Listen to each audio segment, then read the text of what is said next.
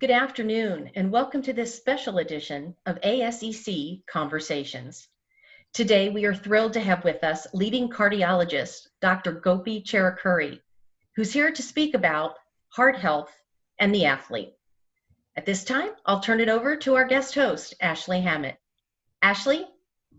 Hello, thank you so much for joining us today. You are board certified as a cardiologist and as an interventional cardiologist. What is the difference between the two practices? So interventional cardiology is a specialty within the field of cardiology. So cardiology is a specialty of medicine that involves taking care of the heart.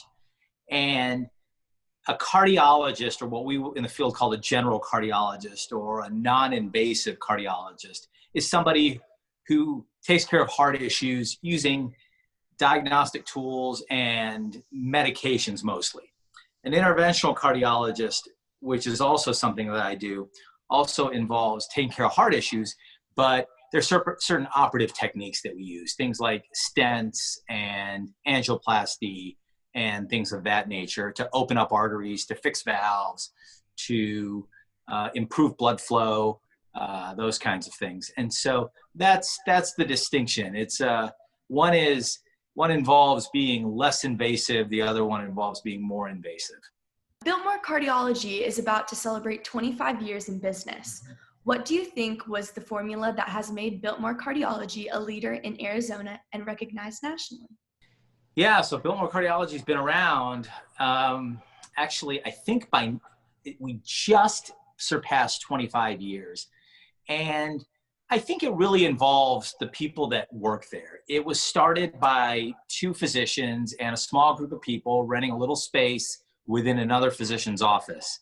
And we like to say around the shop that the practice is built really one patient at a time. You take care of one person to the best of your ability, and that sort of grows one patient at a time until you've got a large group of people that you've been able to help over a very long period of time, and the reputation grows along with that over time as well. And so, we're a big company now. This past May celebrated 1 year that we actually sold the company. Biltmore Cardiology is now owned by a huge healthcare company called Tenet Healthcare, which people in Arizona know as Abrazo Healthcare. And so, that merger was allowed to happen because of the strength of that company and the strength and reputation of Biltmore Cardiology. And it was just a very natural fit to bring them together after 25 years or so. I saw that you have a special interest in sports cardiology. Mm-hmm. Was there someone or something in your past that drove you towards that aspect? Yeah, actually, I have always loved sports. I have always loved sports. If I had it my way, I would have been a shortstop for the Cleveland Indians. But as is true, and we've all heard very often, those who can't do teach. And so since I couldn't do, I decided to get involved in the things that I could do. And so, because I have loved sports my whole life, and I got to learn about the heart and become a cardiologist, it's such a very natural fit because your heart is just so important in being able to function as an athlete. Highly trained athletes have just amazing cardiac function, and it comes from a lot of hard work. They spend their entire lives dedicating that. And, whenever issues do come up, it's something that we certainly strive to help them with. And so it was just a very natural melding of things that I was interested in, a love of sports and a love of medicine and being able to just do them at the same time. So with your love of sports, were you an athlete in high school or college? So I was. I certainly can't say that I was a 5-star recruit on any level, but I did play a lot of competitive tennis growing up, and played some baseball as far as I could.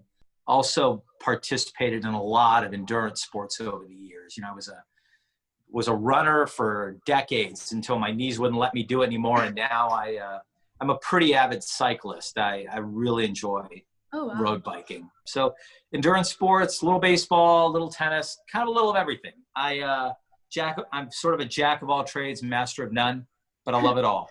I saw an interview where you said how gratifying it is to you to be able to talk to a patient that should not even be here.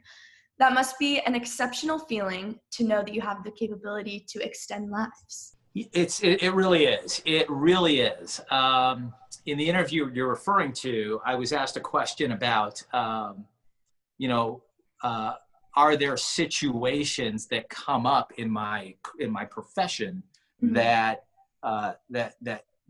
especially give me gratitude and surprise me, and I think that was sort of the gist of the question. And one of the things that comes up occasionally is, heart disease is the number one killer of men and women in this country, without question. More people die of heart attacks in this country than any other disease. And, I have a chance when somebody comes into the emergency department or into the hospital who's having a heart attack to be able to intervene, to be able to do something about it and potentially save their lives. Mhm. And certainly there have been those times in my career when a patient has come into the emergency department and we really did not think they were going to survive. And we were able to operate on them, put stents in their heart, restore blood flow to arteries that were blocked, save their lives, and they were able to live. And they were able to get back to spending time with their families and doing the things that they enjoy. And when they come back into the office and see me after they've been in the hospital and they've then been able to go home and recover some for a little bit, it is really, really gratifying. It is a true reminder of, why we do the work we do. And I love that. Absolutely love that. And it's not just me. I mean, it takes a lot of help. I work with teams of phenomenal people, both at Biltmore Cardiology and the hospitals that we work at, and the healthcare providers that, as you know, are under a lot of strain during a pandemic, and we still have to do the job that we do. And it is extraordinarily gratifying. And as a cardiologist, do you believe that the heart has limitations in any particular sport? I don't think so.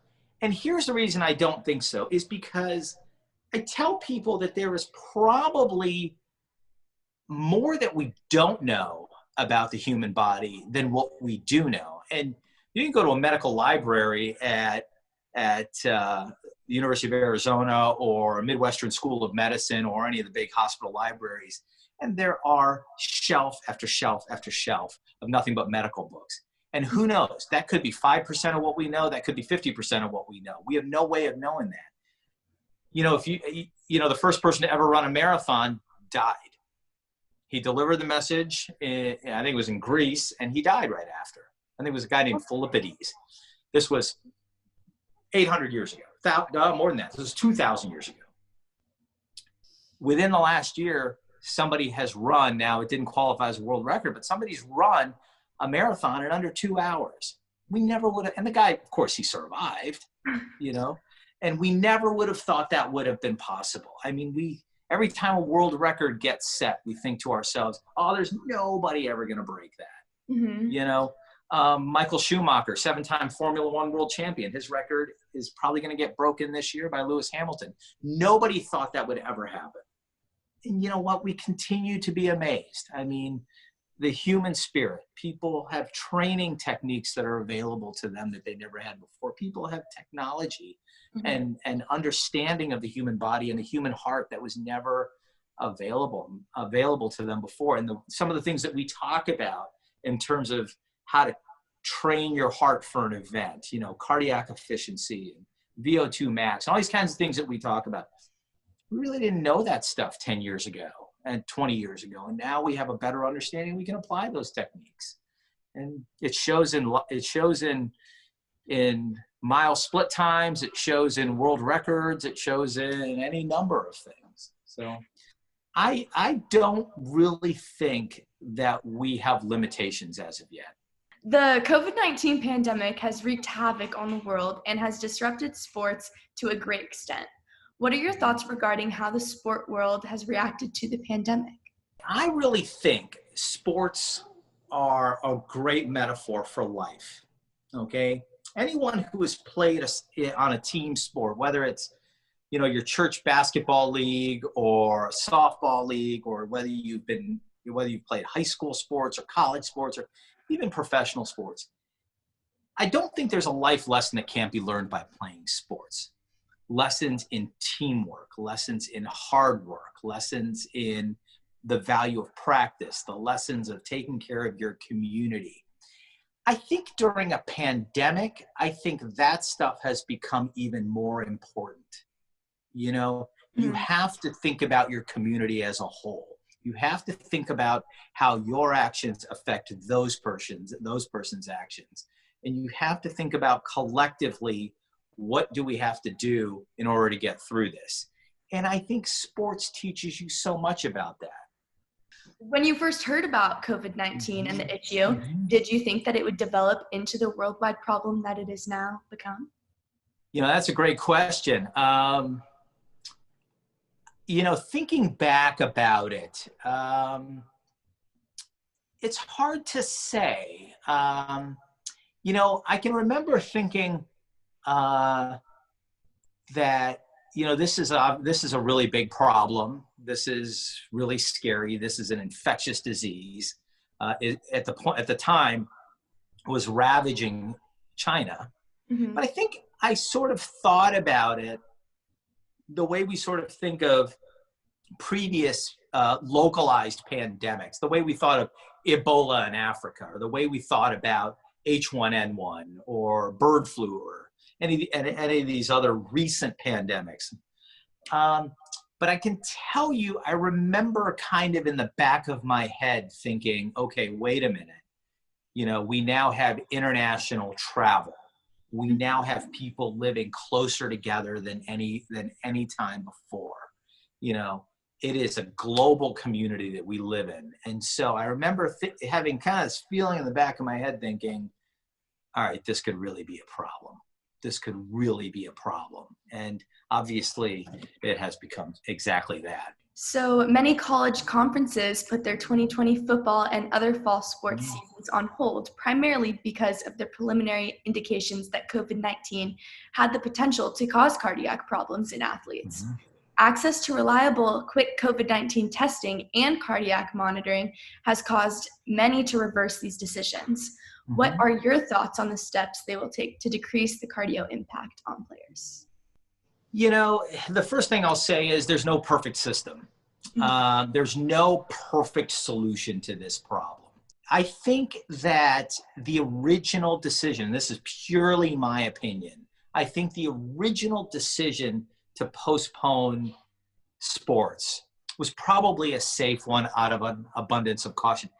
What we knew a few months ago and the actionable intelligence that we could use and act on, I think was probably the right decision.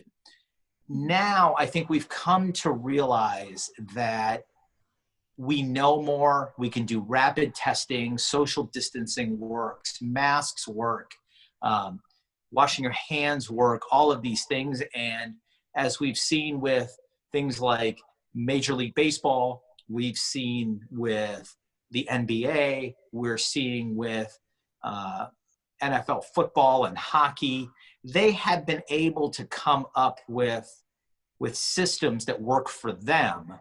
Mm-hmm. And they have been reasonably successful. Are they 100% successful? No, they're absolutely not. But I think when you take into account the downside of just locking down the world for an extended period of time, whether that is financial, whether that's psychological, whether that's emotional, on every level, in the name of public safety, which for a time is a good idea, but it's not a sustainable option. Sports is so much the fabric and the culture of our lives that you couldn't conceivably lock it down forever. It just was never going to work. Mm-hmm. I think at some point people need to get back into their lives, because otherwise they just become depressed. And we've, I've seen it in my own family. I've seen it with patients. I've seen it in my community. I think that once more information was available and once more people were able to understand that, okay, if we put in certain protocols and we have rapid testing and we can get results back reasonably quickly, then we can act on those results and do contact tracing and take precautions. And I think it's been reasonably successful. It's certainly not 100%, but I think it's been reasonably successful. From what you know, do you believe that the conferences have made their decisions based upon the science, or were they unduly influenced by external forces? I don't think it's any one thing. I think there's a lot of different factors in play. I think, first of all, the overriding, principle is sports are valuable. Sports are valuable to the human experience. I love sports, and my family loves sports, and my friends love sports, and my community loves sports, and it's part of the culture. And I think it's so important for trying to get a sense of normalcy to try to get back to that. It has to be driven, getting back to sports has to be driven by science, by data, because above everything, trying to be as safe as possible is the most important thing. In much the same way we've dealt with things like concussions and all these kinds of things, you have to look at the data, you have to look at science, you have to implement protocols in place to try to make it as safe as possible. Mm-hmm. Are there other influences that are in play? There undoubtedly are. It's no secret sports is big business. There are a lot of financial pressures that are in play, I'm sure. And I suspect that that's part of it, but that can't be a lot of it. It can't be the majority of it. It has to be, approached, and it has to be reinstituted safely as is possible. And so I think it's probably a combination of a lot of different factors. It's the want and the will to get back to doing the things that we enjoy doing, looking at the science, looking at the data, and keeping in mind that there are these other obligations that need to try and be fulfilled. I understand that. I'm certainly not naive to that, but I think that the overriding factor is we want to play sports. We want to do it safely. We want to play, and I can understand that. From what you know about COVID-19, do you think that it's safe to engage in sporting activities? Is it 100% safe? The likely answer is probably not. I think everything has a risk and a reward analysis to it. And people are making those kinds of determinations every single day. The dining table discussion in our house is, are the kids going to go back to school? Are they going to do it online? Am I going to work from home, or am I going to work in my office? Those kinds of discussions, not only are they happening in sports, they're happening in people's lives. And so I think that if you're talking about contact sports, football and basketball, any sport that's in close quarters, I think as long as you take as many precautions as you can, I think that you have a reasonable chance of being successful. Are there going to be COVID outbreaks among some athletes? The answer is there probably will be. But I think you can certainly try to mitigate that as much as possible. Yeah. And in your professional opinion, what are the effects of COVID-19 on the heart, short-term and long-term? So the long-term question is a little bit of a hard one because that's the part we're learning about. If I go back to the summertime, May, June, July, when we were starting to see the surge here in Arizona, we were starting to see a lot of issues with cardiac things. There's something called myocarditis, which is inflammation of the heart related to the infection. Heart rhythm issues, rhythms that go by names like atrial fibrillation and there are others. But those are the things that when patients were really sick, completely infected with the disease, short of breath, sometimes on the ventilator, spiking fevers, high temperatures, the whole bit. Those are issues that we saw. But now that things have kind of have improved a great deal, what we're starting to learn about are not just the patients that were in the hospital and really, really sick and on ventilators and all those kinds of things, who had all the cardiac issues that they had, but there's this whole population of people who had COVID, but they weren't sick enough to be in the hospital. They were home. And they were home and they were short of breath and they were sick at home. Some had more symptoms than others for a few weeks, and then they finally got over it and they finally recovered. But now what I'm starting to see, and other cardiologists around the community are starting to see, there are these patients who had COVID a month ago or 6 weeks ago, who are still short of breath, who still have no energy, who still don't feel well. And these are people that we are starting to see more and more of. And I see them several times a week in the office, and I see them in the clinics, and that's the part we're learning about. That is the part that we are trying to understand. What is the long-term effects going to be? To be honest with you, I'm not sure we even completely understand the physiology of it all yet. You know, we run lots of tests, we get cardiac MRIs, we do all these kinds of things. A lot of these protocols have been put in place by the major sports commissions, the NFL, the NCAA, and all of, and based on the available data. And we do those things as well to try to identify who are the people that have had COVID and are still at risk and maybe shouldn't be playing sports yet, and who are the people that had COVID and they're healed and they can go on and do the things they want to do. And so those are the things that we're trying to learn and understand. And then you mentioned you work daily with COVID-19 patients. Can you tell us a bit about that experience? Yeah, so thankfully it has settled down quite a bit. My experience with it, of course, is all from a cardiac or cardiology standpoint, the patients who have had cardiac issues related to it. And, you know, it's COVID patients are scary. They're really sick, and they're really sick with a disease that can kill them. And it doesn't discriminate. It doesn't, you know, it can infect this person and he or she be fine, and infect that person and kill that person. And, you know, it was something, and trying to understand and trying to treat a disease that you really didn't know a lot about. And we were trying to learn it on the fly and figure out what was working and what wasn't working.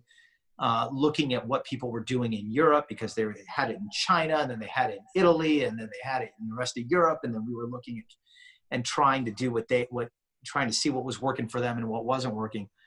You know, it was pretty scary. And of course you have the constant fear that the healthcare staff was going to get infected. It was pretty trying, for sure. Thankfully things have gotten a lot better. Yes, thank goodness. Yeah. Do you believe that the vaccines currently being fast-tracked will be safe for the general population? You know, I have been involved in a lot of research trials with investigational cardiovascular medications over my career.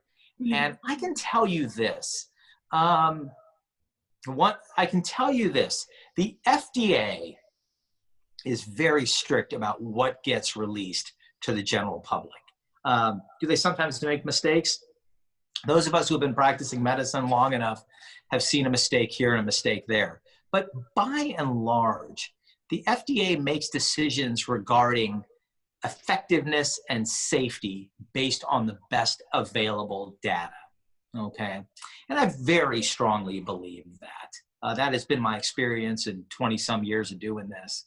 And I don't see that changing anytime soon.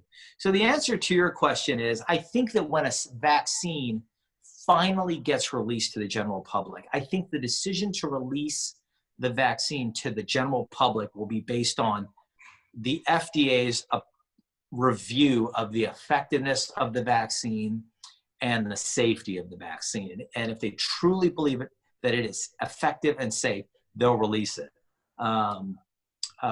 Your follow-up question, I think, was, would I take it and would I have my family take it? I'd probably try and be the first in line. And then you're the secretary of the board for the Arizona Sports and Entertainment Commission. How did you get started on the board, and what is one event or thing that ASEC does that you love the most? So I got started with Arizona Sports and Entertainment Commission because one of my best friends is the former chairperson, Mark Garlieb, who I've known for a long, long time. And I've also known Nikki Balich for a long time, since we were all on the Fiesta Bowl committee together a long, long time ago. And so they approached me, I don't know, gosh, several years ago, and asked me if I would be interested in joining the board. And I jumped at the idea. I jumped at the opportunity. I love it. You know, I love the Hall of Fame Gala every year. That is so much fun. And it is so interesting to be able to talk with the, you know, other sports people and the athletes and the Hall of Fame inductees. And it's so interesting to hear their stories and how they got to where they are, and to hear about what they've been doing after they've retired from sports. And, you know, they're really amazing people, and sort of the characteristics that they have and the personality traits that they have. I mean, they're winners. There's no question about it. They are winners. And to be around winners is fun, you know. But, you know, ASEC is a special organization because, you know, most of us are never going to be professional athletes. Now, most of us are never going to know and rub elbows with professional athletes. Most of us, our exposure to sports is what I do, you know, when I get out and jump on my road bike, or I go play tennis with my buddies, or I go to my, you know, my kid's baseball game or whatever. That's our exposure to sports. Sports is part of the American fabric. It is part of our culture. And what I love about ASEC is, you know, going to bowl games are fun. Going to professional sporting events are fun. But helping people at the grassroots level, you know, the soccer tournament, the baseball tournament, the Native American games, the Grand Canyon State Games, these are things that those of us who will never have an opportunity to be professional athletes can participate in. And that is what I like about it. I want to thank my fellow ASEC board member, Dr. Gopi Cherukuri, for joining us today. It was so insightful, a great conversation. And for all of you who tuned in, thank you for joining us. We'll see you next time on ASEC Conversations.